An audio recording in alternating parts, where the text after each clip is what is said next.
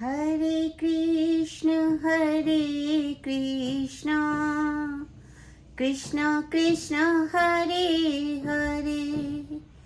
हरे राम राम राम हरे हरे। हरे कृष्णा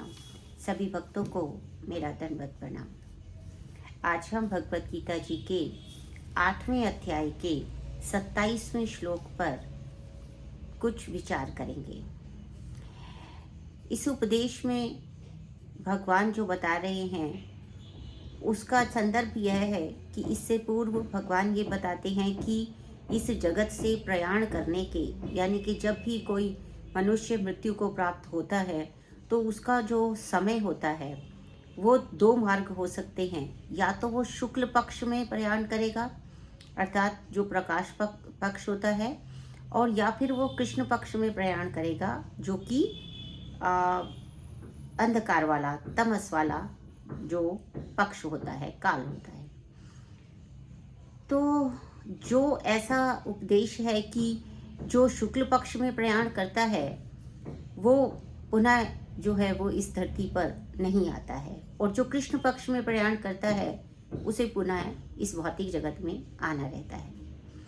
लेकिन भगवान जो हैं वो अर्जुन को इस द्वंद्व से हटा रहे हैं, क्योंकि भगवान ने जो इस पूरी भगवत गीता में उपदेश दिया है उसमें विभिन्न प्रकार के द्वंद्व जो कि किसी भी मनुष्य के भीतर, हम सबके भीतर उत्पन्न होते हैं, उन सभी प्रश्नों का उत्तर उन्होंने इन उपदेशों के माध्यम से अर्जुन को दिया। और अर्जुन क्योंकि हम सबके प्रतिनिधि स्वरूप हैं, इस प्रकार से हमारे भी सभी प्रश्नों का उत्तर भगवान ने परोक्ष रूप से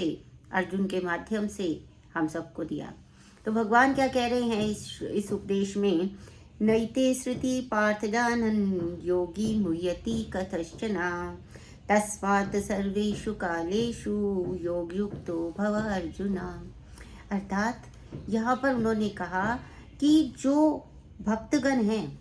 वो इन मार्गों की चिंता नहीं करते, दोनों मार्गों को जानते हैं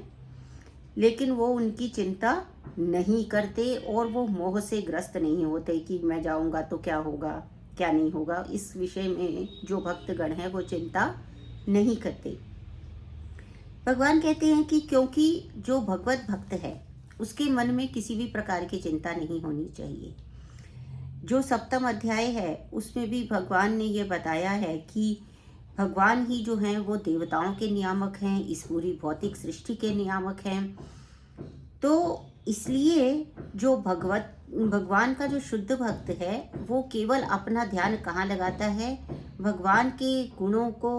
का श्रवण करने में, उनका कीर्तन करने में, गुणगान करने में। और दूसरी बात, जो शुद्ध भक्त होता है उसको सदैव ये विश्वास रहता है, ये दृढ़ विश्वास रहता है कि उसके सभी उद्देश्यों की पूर्ति भगवान स्वयं कर देंगे। इसी को दृढ़ व्रत कहते हैं। तो दृढ़ व्रत होता है वो, और उसको किसी और से किसी भी प्रकार की अपेक्षा नहीं होती है, क्योंकि वो सभी की सभी जो अपने जो भी कर्म हैं उसके वो कृष्ण भावना अमृत में कर रहा है। अर्थात अपने सभी कर्मों को भगवान को ध्यान में ही रखते हुए वो करता है।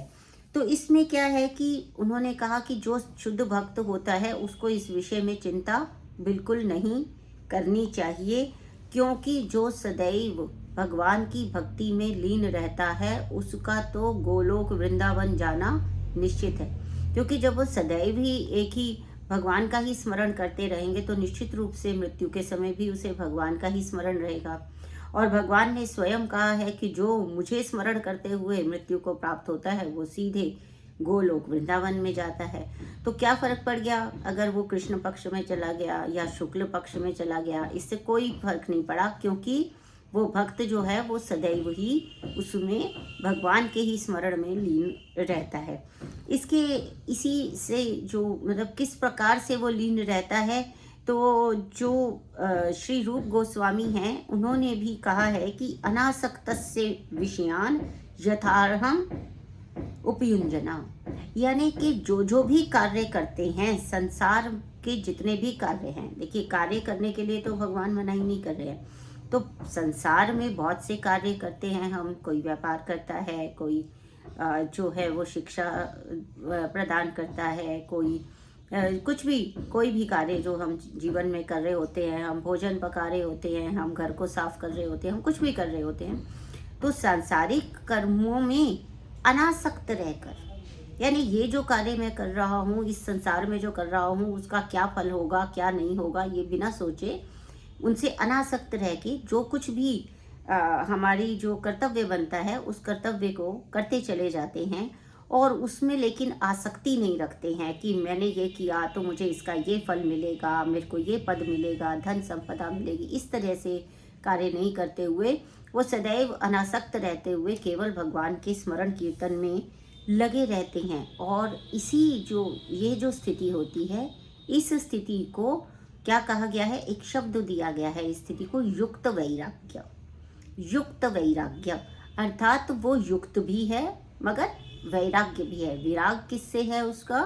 इस सांसारिक से, भौतिक संसार से वैराग्य है, उनसे दूर हो गया है। और युक्त किससे है, भगवान के श्री चरणों से युक्त है, भगवान के नामों में युक्त है, भगवान के स्मरण में युक्त है, भगवान के गुणगान में जो है वो युक्त है, भगवान की कथा में युक्त है, भगवान के विषय में ही वो सारी बातें करता है, सब कुछ उन्हीं के प्रति समर्पित करता है, तो वहाँ वो युक्त है। और सांसारिक जितने भी विषय हैं उन सब से वो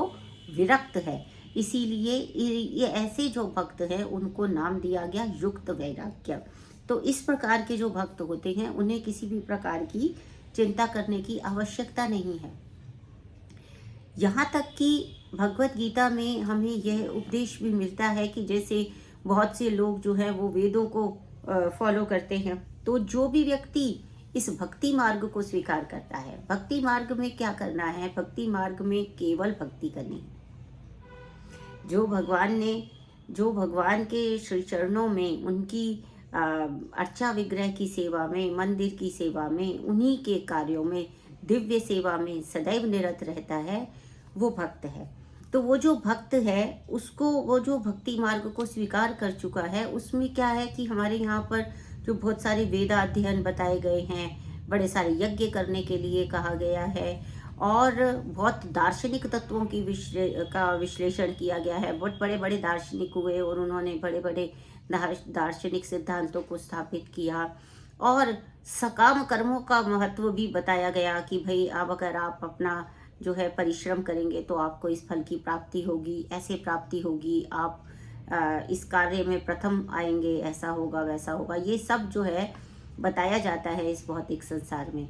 तो ये जो भक्त है उसको ये सारे जो इन सब से जो कि दान देना चाहिए, पुण्य कर्म करना चाहिए, सभी का सहयोग करना चाहिए, ये सब जो चीज़ें बताई जाती हैं हमारे यहाँ, तो वो कहता है कि ये जो भक्ति में आ जाता है जो व्यक्ति, उसको वेदाध्ययन का, दर्शनों का, दान का, विभिन्न प्रकार के यज्ञों का, उपवास का, व्रत का जो भी किया जाता है, वो सकाम करने से भी जो फल प्राप्त होने हैं, वो सारे के सारे फल भक्त को स्वयमेव मतलब बड़े ही सरलता से उसको जो है वो प्राप्त हो जाते हैं। उसको और कुछ करने की आवश्यकता ही नहीं रहती है। क्योंकि होता क्या है कि जैसे जो सभी लोग हैं वो क्या करते हैं कि अब इतने वर्ष तक आपको पढ़ाई करनी है, तब तक आप केवल अध्ययन करें, और पढ़ेंगे तो फिर आपको कोई ना कोई करियर चूज़ करेंगे, फिर उसमें काम करेंगे, फिर ऐसे ही गृहस्थ बनेंगे, फिर ऐसे बच्चे होंगे, फिर उन बच्चों को कैसे सेटल करेंगे। तो ये सारी जो चीज़ें हैं वो चलती रहती हैं, और उसके लिए जो है वो कठिन परिश्रम भी करता है, और विभिन्न देवताओं की भी उपासना करता है, ताकि उसके जो उद्देश्य हैं, जो भी वो मांग रहा है, वो जल्दी से पूरा हो जाए। लेकिन भगवान जो है वो ये कह रहे हैं, भगवान ये उपदेश दे रहे हैं कि वो पहले ही 7वें अध्याय में बता चुके हैं कि जो भी देवता भी जो हैं वो भगवान के ही अधीन हैं, भगवान ही उनका भी नियामक है, भगवान भौतिक संसार और देवलोक दोनों का नियामक है। तो जब वो दोनों के नियामक हैं, तो जो देवता हमें देंगे वो देवता भी तो भगवान जब देवताओं को देगा तभी वो देवता देंगे, यानी कि जो अनुमति है वो भगवान ही प्रदान करेंगे देवताओं को। इसीलिए भगवत गीता में देवताओं की स्तुति के लिए मना कहीं नहीं किया भगवान ने, परंतु भगवान ये बताना चाहते हैं कि देवता भी जो हैं वो मेरे प्रतिनिधि ही हैं, वो मेरे ही अंश हैं। तो मैं ही अनुमति देता हूँ। जैसे एक हम भोजन, कोई व्यक्ति जो है मुख से भोजन करता है तो उसके सारे जो अंग हैं वो सबके सब पुष्ट होते हैं। ऐसा तो है नहीं कि मुख से हम भोजन करते हैं तो उससे कोई एक अंग पुष्ट होगा, सारे अंग पुष्ट होते हैं। इसीलिए भगवान की जब भक्ति की जाती है तो वो बिल्कुल उसमें मुख से लिए गए आहार के समान है, जो हमारे जो जीवन है उसके प्रत्येक अंश को वो परिपूर्ण कर देते हैं, तर्पण कर देते हैं उनका, और वो सब कुछ जो है वो पुष्ट हो जाता है। इसलिए जितनी भी इच्छाएं, आकांक्षाएं, जो भी कामनाएं हैं वो सब भगवान के ही चरणों में समर्पित कर देने पर वो स्वयमेव उन सभी उद्देश्यों की पूर्ति हो जाती है। भगवान ऐसा बता रहे हैं। तो इसीलिए भगवत गीता यह संदेश देती है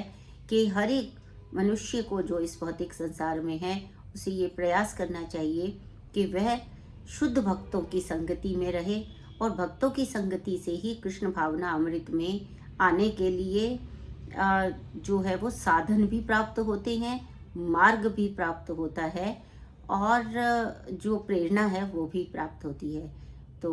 इसी के साथ ही हम भगवान के श्रवण कीर्तन में अपने मन को लगाने का प्रयत्न करते हुए श्री भगवत गीता जी के पाठ को निरंतर करते रहें, ऐसी मैं